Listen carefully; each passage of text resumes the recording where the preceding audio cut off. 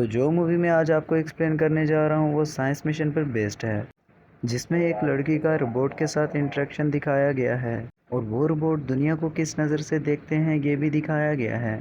तो मूवी की स्टार्टिंग होती है एक रोबोट को दिखाते हुए जो कि काफ़ी एडवांस था और मूवी में उसे मदर रोबोट कहा गया है। उसने एक ग्लास में एम्ब्रियो रखा हुआ था, यानी कि किसी बेबी का एक सेल, और वो मदर रोबोट उसकी काफ़ी केयर करती थी। उसके ऊपर एक टाइमर लगा हुआ था जिसके बाद वो बेबी बन के आ जाना था। हम देखते हैं कि टाइम पूरा हो चुका था और वो बेबी जिनसे एक बेबी गर्ल थी जिसे इस मूवी में डॉटर कहा गया है, यानी कि बेटी।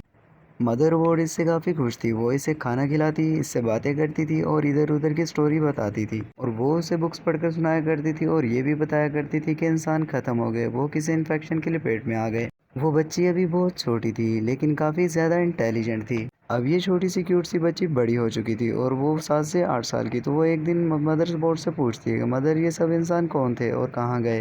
तो उसकी मदर कहती है कि बेटा, जैसे कि मैंने आपको बताया था कि एक इन्फेक्शन आया और सब इंसानों की जान ले गया था और कुछ इंसान वार में मारे गए, यानी इंसान एक दूसरे से लड़ते रहते थे, इस तरह से वो मारे गए और कुछ बीमार हो गए जिसके बाद इन सब की डेथ हो गई। और अब इस अर्थ पर कोई भी नहीं है, इवन के कोई ग्रीनरी भी नहीं बची, क्योंकि इन्होंने दुनिया को तबाह कर दिया था जंगे लड़ लड़ के। और मदर वो है कि बाहर की हवा भी ठीक नहीं है, इसलिए मैं आपको बाहर खेलने नहीं जाने देती बेटा। और वो मदर रोबोट डॉटर से बहुत प्यार से बात किया करती थी और वो काफ़ी इसे रिस्पेक्ट भी दिया करती थी, हालांकि वो एक छोटी सी बच्ची थी। और वो इसके अलावा इसे काफ़ी अच्छे माइनर सिखाती थी और इसे बात करने का तरीका बताती थी। इवन खाने पीने का भी, जैसे कि हर मदर अपने बच्चों को बताती हैं। डॉटर भी काफ़ी अच्छे तरह से ग्रो कर रही थी, यानी उसकी हेल्थ ठीक थी, उसकी हाइट ठीक थी और वो सब माइनर और वैल्यू भी सीख रही थी और बहुत ज़्यादा जीनियस भी थी। मदर बोर्ड इसे पढ़ाया भी करती थी और वो कुछ कुछ दिन के बाद इसका इंटेलिजेंट टेस्ट भी लिया करती थी कि कितना अच्छा जा रही है। तो फिर इसके बाद डॉटर मदर बोर्ड से पूछती है कि मदर, मैं कैसे आई, जब सब इंसान मारे गए तो मैं अकेली कैसे बच गई।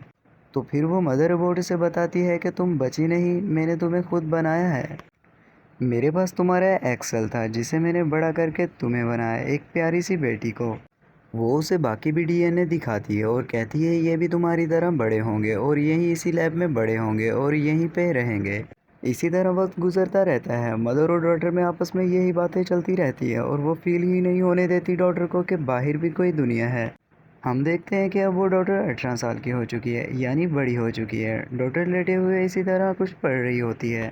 तो तभी इस लैब की लाइट चली जाती है। तो डॉक्टर को ये बात काफ़ी अजीब लगती है कि पहले तो कभी कभी इस तरह की बात नहीं हुई। जब वो उठकर चेक करती है तो देखती है कि इधर के सिस्टम की कुछ वायर टूटी होती है और उसे एक छोटा चूहा दिखाई देता है जिसके बारे में वो बिल्कुल नहीं जानती थी, क्योंकि उसने आज तक बाहर की कोई चीज़ नहीं देखी थी।